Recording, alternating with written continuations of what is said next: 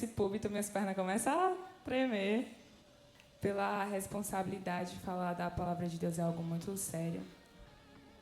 E quando o irmão Edgley falou comigo, o Espírito Santo, no decorrer daquela semana, tinha tocado muito forte no meu coração sobre o seguinte tema: gerar testemunho. E para contextualizar a nossa reflexão, eu queria que a igreja abrisse sua Bíblia em Gênesis 22, versículo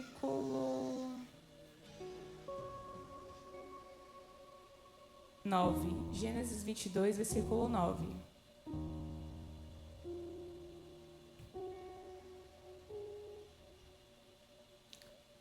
Quando chegaram ao lugar que Deus havia indicado, Abraão fez um altar e arrumou a lenha em cima dele.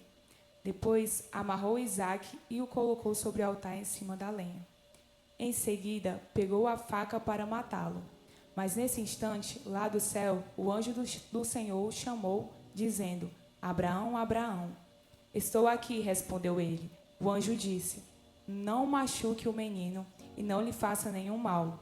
Agora sei que você teme a Deus, pois não me negou o seu filho único. Abraão olhou em volta e viu um carneiro preso pelos chifres no meio de uma moita. Abraão foi, pegou o carneiro e o ofereceu como sacrifício em lugar do seu filho. Abraão pôs naquele lugar o nome de O Senhor Deus dará o que for preciso. É por isso que até hoje o povo diz: na sua montanha o Senhor dá o que é preciso. Mais uma vez, o anjo do Senhor lá do céu chamou Abraão e disse: Por que você fez isso e não me negou o próprio filho? Diz Deus, o Senhor, que abençoarei você ricamente. Farei com que os seus descendentes sejam tão numerosos como as estrelas do céu ou os grãos da areia da praia. E eles vencerão os inimigos.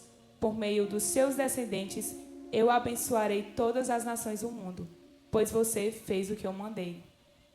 E olhando a história de Abraão, vemos que ele passou por infinitos processos no decorrer da caminhada dele com Deus. E durante esse processo, apesar de ele ter sido conhecido como o pai da fé, em muitos momentos a gente vê que a fé de Abraão pode-se dizer que oscilou um pouco. Por exemplo, quando os homens anjos mandados por Deus foram até a tenda de Abraão e falaram que Sara engravidaria, em vez de esperar o tempo de Deus, ele seguiu o conselho de sua mulher e acabou tendo Ismael. E nisso, a gente vê que, apesar de ele ter sido conhecido como pai da fé, de certa forma a fé dele fraquejou. Mas, apesar disso, o Senhor sempre esteve com Abraão, fortalecendo sua fé. E nesses processos que ele passou, assim como nós também, nós passamos por processos na nossa vida. E quando a gente está gerando um testemunho, não é só para a nossa própria vanglória, mas sim para que outras vidas sejam alcançadas e edificadas. Quando a gente entrega a nossa vida ao Senhor, a gente não entrega só uma pequena parcela dela, não só a nossa vida religiosa, a gente entrega a vida por completo, em todas as áreas. E a gente tem que ter sempre isso em mente, porque os processos, muitas das vezes, são dolorosos, se não em todas as vezes. Eles acabam se tornando dolorosos. E a nossa mentalidade, às vezes, ela é muito fraca, como a de Abraão foi em alguns momentos. E a gente acaba querendo fazer as coisas da nossa própria forma. Mas quando a gente quer fazer do nosso jeito, a gente acaba atrasando os propósitos e os projetos do Senhor para a nossa vida. Porque o plano dele é perfeito. Ele não erra em uma vírgula. Mas o nosso coração, ele é enganoso e fraco. E, às vezes, por conta da nossa incredulidade, a gente acaba cedendo às fraquezas da nossa carne, da nossa alma, por não conhecermos a Deus. E se a gente for parar para analisar, o tema do nosso culto é o quê? Identidade. Obrigada pela participação. Identidade. E a gente precisa conhecer a identidade do nosso Deus. Lá em Lamentações 3 tem um versículo que eu sou muito suspeita para falar, porque é um dos meus preferidos, mas Jeremias ele fala que a gente deve trazer à memória aquilo que nos dá esperança. As misericórdias do Senhor são a causa de não sermos consumidos, porque as suas misericórdias não têm fim. Apesar de o processo de gerar um testemunho ser algo doloroso, a gente tem que sempre nos recordar que a fidelidade do Senhor ela é maior que qualquer obstáculo.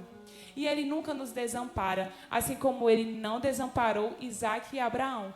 Isaac ia ser dado como sacrifício, mas o Senhor foi e proveu o cordeiro. E através de Isaac, outras nações foram abençoadas. Até hoje, quando a gente olha para a nação de Israel, apesar de ser um estado pequeno, no contexto geopolítico ele tem uma grande relevância. Israel tem um poder grande militarmente falando, e na agricultura também tem sua relevância. Então, até hoje, a gente vê a mão do Senhor estendida sobre aquele povo. E a promessa também se estende a nós. Também somos filhinhos de Jacó. O Senhor, Ele nunca nos desamparou. E o Senhor, Ele está presente.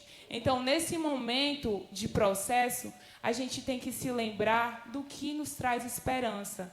Por mais que o processo seja dolorido, a gente está gerando testemunho para alcançar outras vidas, para impactar outras vidas através do que Deus tem feito na nossa vida.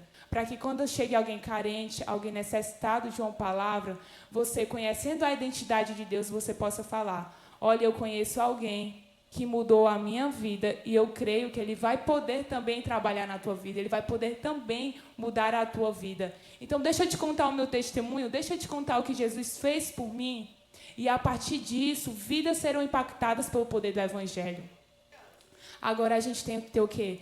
Paciência e o principal, confiança no Senhor.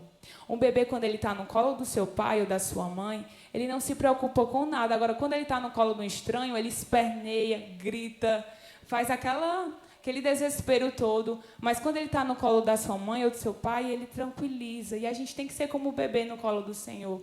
A gente tem que confiar que Ele está cuidando, está suprindo todas as nossas necessidades. Amém?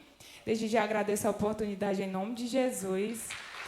E também eu gostaria de justificar a ausência do meu pai. Meu pai desde ontem está com fortes dores abdominais, já está sendo medicado, acompanhado.